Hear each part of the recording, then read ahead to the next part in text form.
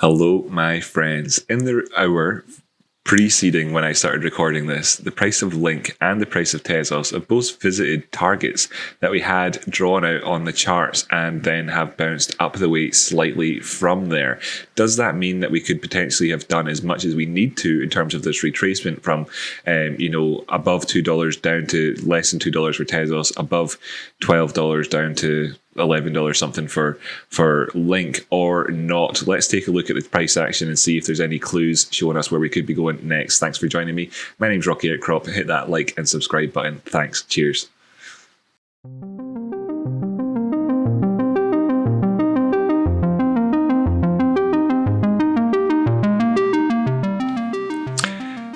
Hi again. Thanks for sitting through the intro credits. So this is what I was talking about with regards to Link. Let me just bring it up full screen so you can see. I'll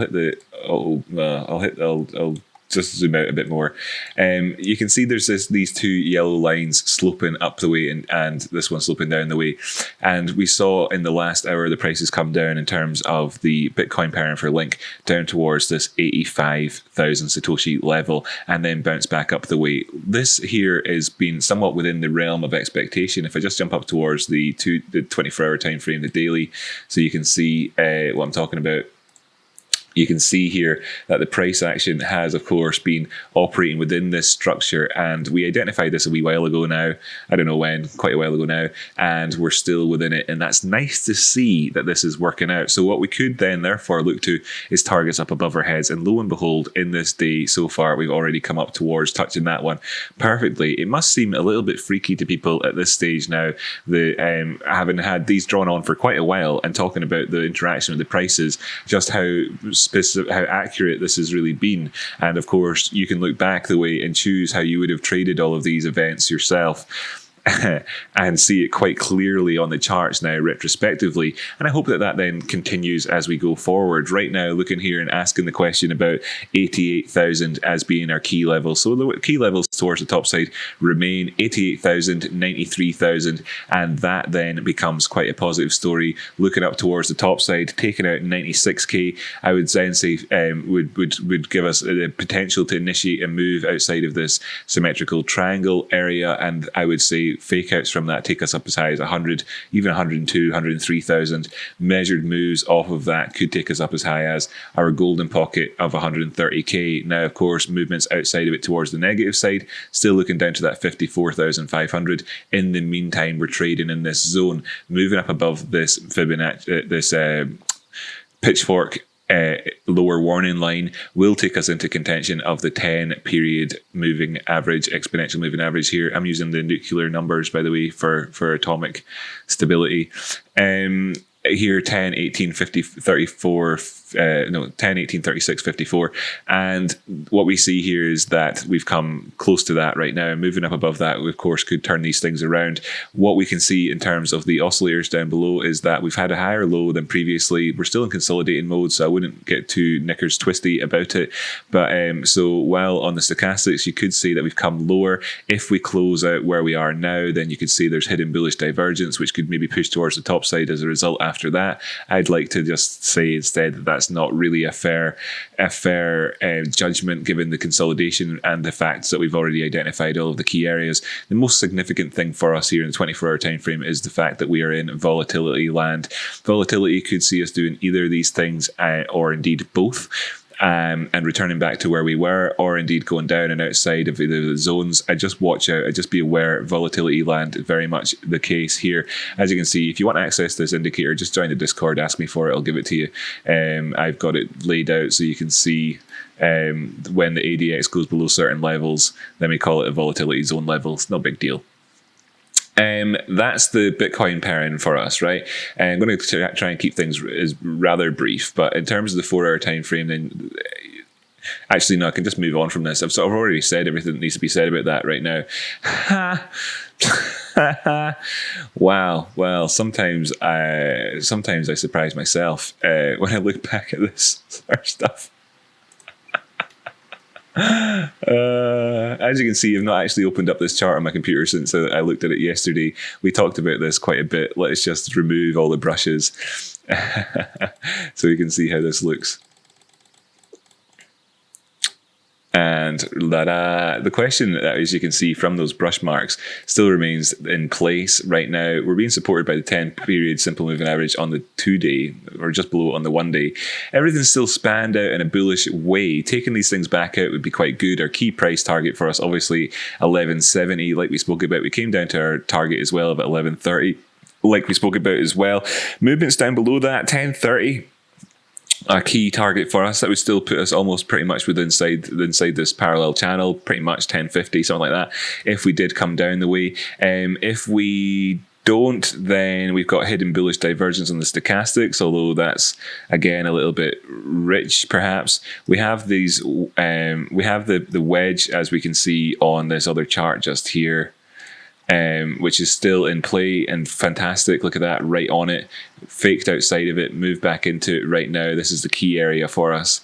Can we take out the target of 1159 where we have our 236 Fibonacci retracement, or will we see a negative play out from this negative, statistically more negative pattern? If it does play out negatively, remember 2 targets, this one and then 60% of that. Let's just get 60% of that. That's 50. That's about 60 there. To the Fibonacci the wrong way around to get the measurements, but there you go, there's 60 anyway. And that takes us down to the golden pocket area at 930, and then on further down to 727. If we did do those movements, of course, we would see that happening fairly quickly. Fake out territory on this one extends as far down as $9.80. If you're looking for stop points or whatever based on price action as opposed to your position, then that would be one of them. But we could, but I would say that the potential for turnarounds coming at 1077, 1015, and then 935. Really, if you were to go for the full measure moves, 790, that would be, profit taking target for sure. Take profit 3, we could call it, in terms of a move off of this thing. That's where we are. But if we actually do move towards the top side, which of course very much could indeed happen, if this were to be hidden bullish divergence on the stochastics coming in for us, we'd need to see these cross over, by the way. Just, first off, let's just see these cross over towards the top side as well. Movement up the way, take out that 236, take out the target, now very clear target as well, 1285. Very, very, very greedy price action, for people. 10% moves just within this structure alone, so don't get too carried away. Could take you up then towards their 1.272 Fibonacci retracement point at 1450, or indeed the full target that we've talked about for a while towards that $16 area. But let's move on from here just now. I'm going to leave that with you. Link Ethereum, same scenario that we've been in for a while, and we're finding that we've got support here at the 10 exponential moving average, right on where the 56 exponential moving average is as well, having taken that out towards the top side and taken out that 236 number that we had in there. So that's cool. We've done enough here so far to be positive. If we do see a turnaround, a continuation towards the downside, 28 is my target again, 28.30, where we have that 236 coming in at as well, yet again, just below it, to be honest. And then if we get a measured move off the back of this, we could be going up towards the 618 golden pocket target there at 38, 0.038, or indeed coming down as far as their yellow line over here at 0.021. But this is it's just going along so far. We're getting to the point where we're at the apex soon enough. I expect something to come in soon. Is that much of a surprise? Well, let's just stick a little line on here, a vertical line, so that we can say, is this now? My American viewers, my United States viewers could tell me if this makes sense to them, but does that number of about the 4th of November mean anything? I'm not too sure. And let's just go on now and take a look at Tezos. So thanks so much if you have been watching this video and all the rest of it, and you've just tuned in for one of the 2 coins that we look at. But I really recommend looking at both, and of course the Bitcoin and Ethereum video that I put out on a daily basis. They're really great videos. They teach you a lot.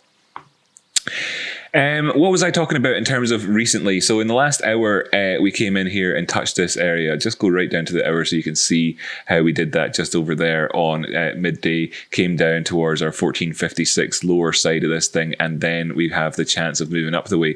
Can we compare it to their previous lows and find divergence? Well, yes, we can. On the bullish, we can just here in terms of our previous low. Just here, for instance, we can see that we're higher than it, and previous ones back up the way. Same with the stochastic stochastics, and the DMI on the other hand, it's okay compared to the previous one, and of course very much, just went towards chop territory. Now it looks like it's getting back the strength of trend. Movements up the way from here will revert this back into chop territory and potential for upside. Currently, of course, that's negatively positioned. We've had this this convergence in a sense with our lower highs. Wait a minute, is that lower? That's equal. And that's lower there. Anyway, so looking at the tops in this downtrend, we can see that we came up equal high in terms of price action. That we didn't see that on here, which is sort of quite convergent. It took less effort to get the prices to come up to be as equal as they were before. So that's kind of negative. But what we're looking at here is whether or not this convergence here between this low and the previous low on the MACD, with this sort of convergence here on the upper side, is going to trump the potential for the divergence here in the stochastics and the RSI. In terms of patterns, then therefore, what we're looking at is this just is in a bit of a sort of sideways channel really at the moment here. Depending on how things go, we are obviously looking down the way. You could put a sort of let's not look for patterns. Let's look instead and say, let's not look for patterns, not on this 1 hour time frame. Let's go towards the 12 hour and see if we see something better in terms of just how things are going.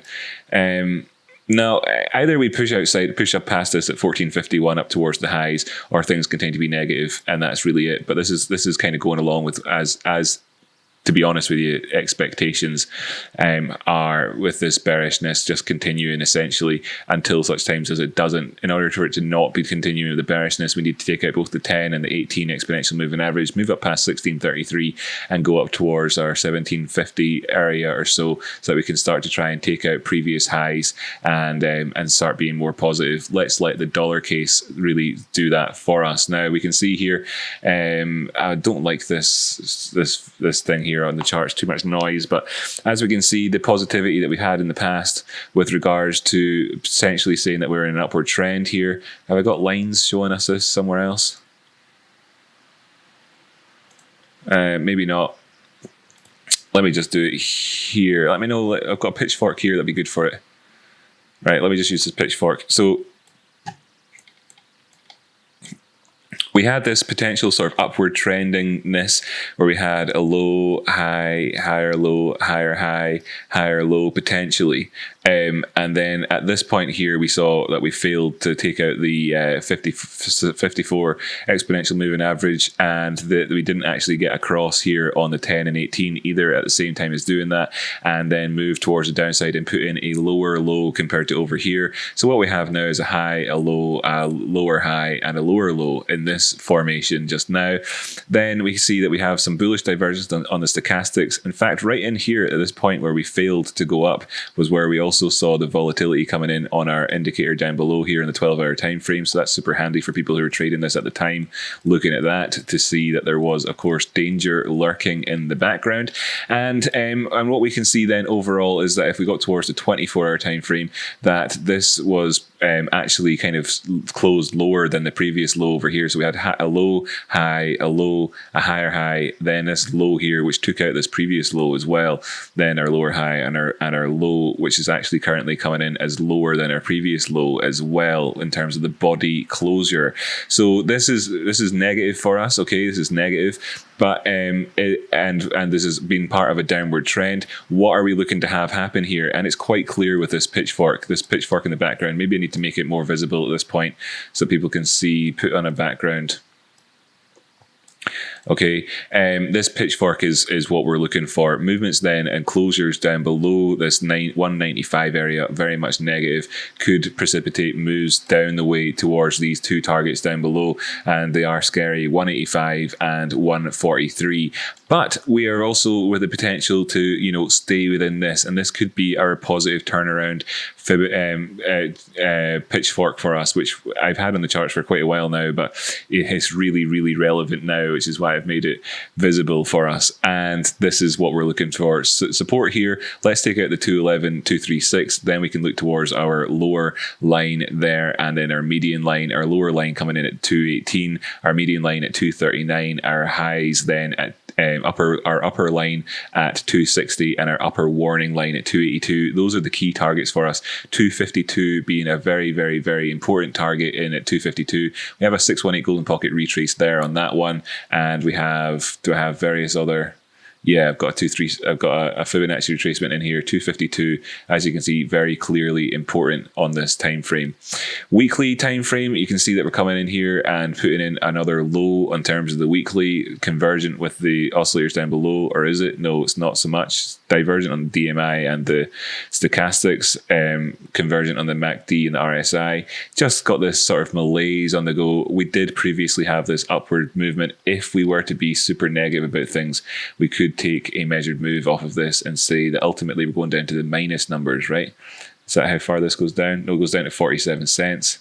So, that's where it would take you. If you did a 60% move off of this instead, let me just get 60%. Sorry.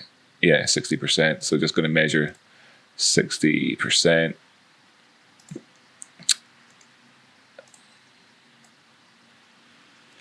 Then you could be looking down to 127. That kind of ties in more or less with the targets that we had on the other chart there. So that would obviously be negative. We've come down here and we've done a big move down the way, and changed a lot of the scenarios overall. But from a macro weekly point of view, we have to remain in, enough unbiased to be able to say high, low, high, higher low, higher high, higher low. Anything above 150 is still a higher low in terms of the weekly time frame. So we had a negative cross here in the weekly. 10 weeks is crossed below the 50 weeks, or the 18 weeks, sorry, and 10 weeks is just crossed below the 34-week moving average. So we've had sort of a negative price action here for quite a while. So that's where we are. Got longer charts with more history here showing us below on the weekly time frame, finding that the 54 simple exponential moving average is being complicated for us. Maybe this is what to look to over the period of the next couple of weeks. This chart right here, what is this? Hit BTC.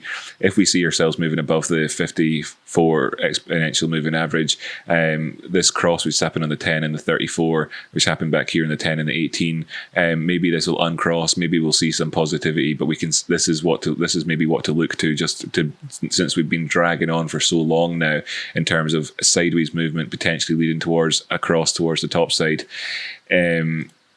There isn't anything particularly especially positive to point out here.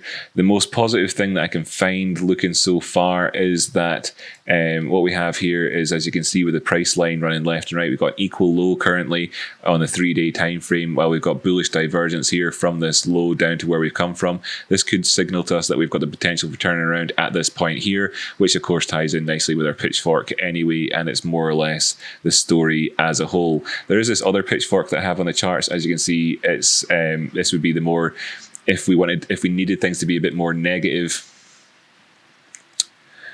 So I'll just show you this real quick. You'd be looking towards this thing and saying that, a 180 is sort of our Alamo on this one as well.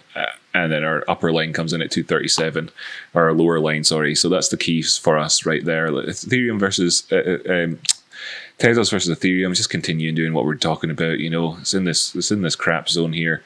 I'm going to take this off the charts, even though it does show you kind of what's going on, because we have still not done anything until this trend is going to continue until it doesn't. We're at the point here in terms of the apex of this symmetrical triangle again, with the potential for us to break one way or the other.